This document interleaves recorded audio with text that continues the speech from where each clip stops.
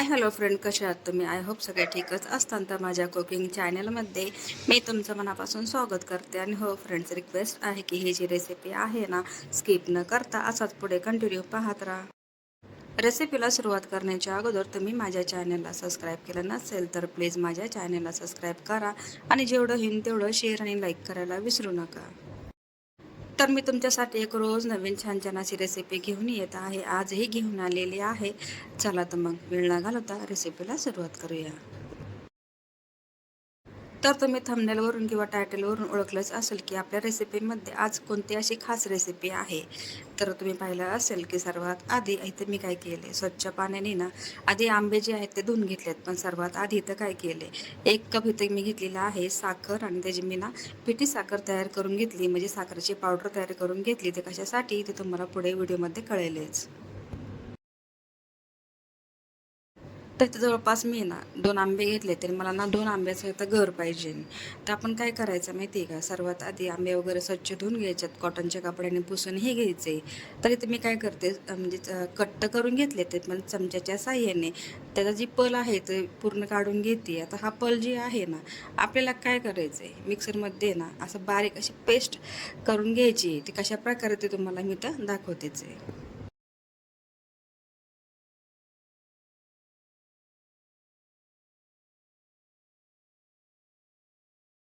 आता आपण इथे घेऊया मिक्सरचं भांडं आणि त्याच्यामध्ये काय करायचं आहे, जेवढा काही आपण पल काढलेला आहे ना त्या मिक्सरच्या भांड्यामध्ये ॲड करायचे. आता त्या पाणी आणि दूध वगैरे नाही, म्हणजे न टाकता ह्याला काय करायचं आहे, फाईन पेस्ट तयार करून घ्यायची. आणि ती कशी झाली ते तुम्ही इथं पाहू शकता. ते आता हे आपण काय करूया, साईडला ठेवून देऊया.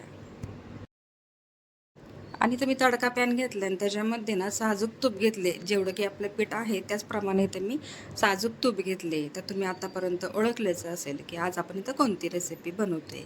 तर त्याच रेसिपीसाठी इथं मी घेतला आहे मैदा, जवळपास 2 वाटी. तर मेजरमेंटच्या हिशोबाने 2 आंब्याचा गर आणि 2 वाटी इथं मी घेतलेला आहे मैदा. मैदा जे आहे ते चाळून घेते. शक्यतो जेवढं होईल तेवढं तुम्ही इथं काय करा, मैदा असेल कोणतंही पीठ असू द्या चाळूनच घेत जा. त्याच्यासोबत इथे मी काय केले, एक साखरचा म्हणजे जी आपण पावडर तयार करून घेतली होती ना साखरेची, ती इथं मी काय केली, घेतली, पण थोडंसं साईडला ठेवले. हे जे मेजरमेंट आहे ना तर परफेक्ट असं झालेलं आहे.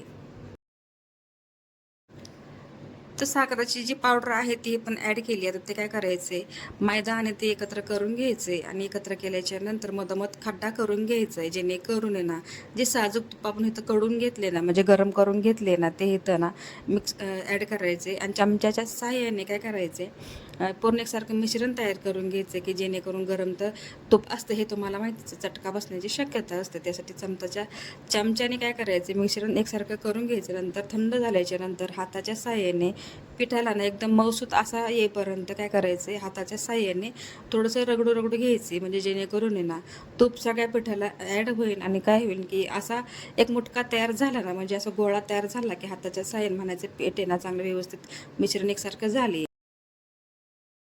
आता ह्याच पिठामध्ये काय करायचे, आपण जी आंब्याचा पल आहे ना पेस्ट करून घेतलेला आहे ते इथं आपण ॲड करते. तर तुम्ही इथं पाहू शकता, दुधाचा वापर न करता आपल्या जे शंकरपाळ्या आहेत ना एकदम खुसखुशीत. आणि हो, आतापर्यंत ही रेसिपी कोणी बनवली का, तर बनवली असेल तर कमेंटमध्ये नक्की सांगा.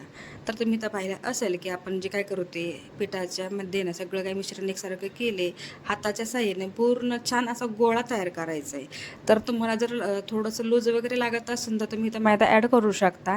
साखरेचं प्रमाण, पिठाचं प्रमाण आणि हो आंब्याचा गर एकदम परफेक्ट असं कॉम्बिनेशन झाले.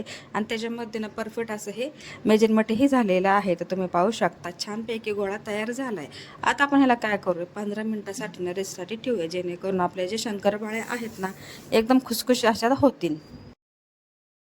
आणि 15 मिनिटाच्या नंतर मी काय केले, जेवढा आपला पिठाचा गोळा होता ना त्याचे मी 2 भाग तयार करून घेतले. ते तर जास्त आपण पीठ आहे ना, आपण समजा पोळी लाटली तर ती जास्त पातळ लाटायची नाही, की काय होतं त्याला लेयर्स आहेत ना ते व्यवस्थित येत नाही आहे. जेवढं आपलं पीठ आहे ना जाड राहील तर त्या खूप छान असे लेयर्स निघतात. ते तुम्ही पाहू शकता. ह्याला मी पिठी घेतली आहे. आता तुम्ही म्हणता पिठी कशासाठी? कारण आहे ना, साखर तर आपण प्रत्येक वेळेस टाकतोच. म्हणजे आपण जे शंकरपाळ्या बनवतो त्याला पिठी वगैरे घेत नाही. पण ह्याच्यामध्ये ना आंब्याचा गर आहे ना, आंब्याचा पल आहे ना, त्यासाठी काय होतं ते चिकटपणा ह्याला येतो. त्यासाठी काय करायचं आहे, थोडासा ना मैदा इथं घ्यायचा आहे. म्हणजे एकदा लावला की परत लावायची गरज नाही आहे. आणि ह्याला काय करायचं, छान अशी पोळी तयार करून घ्यायची. तर तुम्ही कशाप्रकारे, आणि हो, ही जी कलर आहे ना, ओरिजिनल कलर आहे बरं का. मी इथं कोणताही फ्रूट कलर यूज केलेला नाही आहे. तर मध्यम साईजची मी पोळी लाटून घेतली आहे. पिझ्झा कटरने काय करते, चवीकडनं म्हणजे सगळीकडनं त्याची कट करून घेते.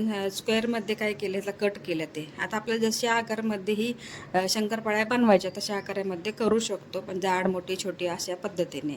तर तुम्ही पाहू शकता मी तर छोटी मध्यम साईजची इथे मी आकार दिले ते. आणि हो, सगळीकडनं मस्तपैकी आकार दिल्याच्या नंतर आपली ही शंकरपाळी आहे, कुठंही चिकटलेली नाही आहे, तुटलेली नाही, अशा प्रकारे ही दिसते ना, तशाच प्रकारे ही निघलेली पण आहे. ते पण तुम्हाला व्हिडिओ दाखवते.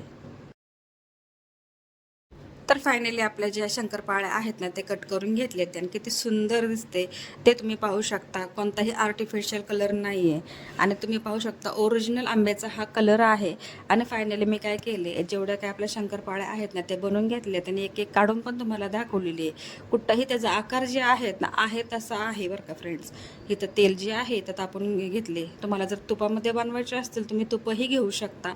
तेल काय करायचं, जास्त गरम करायचं नाही आहे, एकदम नॉर्मल ठेवायचे. म्हणजे जेणेकरून आहे ना, ज्या आपण थोडी जर जाड लाटली ना, ते आतपर्यंत शिजली पाहिजे, हे थोडंसं लक्षात घ्यायचे. तशा प्रकारे जर तुम्ही शंकरपाळी जर भाजली ना, तर खरंच खूप छान लागते. वरून खुसखुशीत आणि आतून अशी मऊ होती आणि आतूनही शिजल्या जाईल अशा पद्धतीने ही शंकरपाळी होती. पण ह्याला ना आम्ही तळायला खूप मेहनत घेतली. कारण का माहिती आहे का, जेवढं होईल ना कमी, थोडंसं फास्ट गॅस करायचं, थोडंसं कमी करायचं. अशा प्रकारे काय केलं आहे व्यवस्थित, इथं मी काय केलं, शंकरपाळ्या ना तेलामध्ये तळून घेतले ते. आणि तुम्ही पाहू शकता आपल्या पार्ले बिस्किटचा कलर कशा प्रकारे असतो तशाच पद्धतीने ह्या शंकरपाळ्याला मी कलर दिला आहे. जास्त डार्क केलेला नाही आहे. आणि जशा दिसतात ना, तिला तुम्ही लेअर पाहू शकता कशा प्रकारे ह्या सुटलेल्या आहे. आणि हो, ही रेसिपी ना खरंच ही इतकी छान लागते. आपण प्रत्येक वेळेस तो बनवतो साखरेच्या वगैरे, पण ही रेसिपी तुम्ही नक्की ट्राय करा. मग मी सांगते म्हणून तर तुम्ही नक्की ही रेसिपी ट्राय करा. आणि एक घाण आपला झालेला आहे, दुसराही मी टाकलेला आहे. तुम्ही पाहू शकता किती सुंदर असे लेयर्स त्याच्या साईडला निघायला सुरुवात झाली आहे. आणि कलरही तुम्ही पाहू शकता, मस्त असा खमंग कलर आला आहे. आणि फायनली आपली रेसिपी पण झालेली आहे. तर तुम्हाला ही रेसिपी कशी वाटली नक्की मला कॉमेंटमध्ये सांगा. व्हिडिओ आवडला असेल तर व्हिडिओला लाईक शेअर सबस्क्राईब करायला विसरू नका. भेटूया नेक्स्ट व्हिडिओमध्ये. तोपर्यंत स्वतःची काळजी घेत राहा. सर्वात महत्त्वाचं, खात राहा, आनंदात राहा, हसत राहा. सर्वात महत्त्वाची गोष्ट म्हणजे ज्यांनी हा माझा व्हिडिओ पाहिला असेल ना, त्यांचं खरंच खूप मनापासून धन्यवाद करते. आणि हा व्हिडिओ मी इथं सेंड करते. तुम्ही इथं पाहिलं असेल की आपली जी शंकरपाळी आहे मी तुमच्यासाठी खास तोडून दाखवली, पण त्याचा जो कलर आहे ना आतमधला, जे आंब्याचा कलर आहे आहे असा राहिलेला आहे. तर किती सुंदर अशी आपली शंकरपाळी झाली ना. चला तर मग भेटूया नेक्स्ट व्हिडिओमध्ये.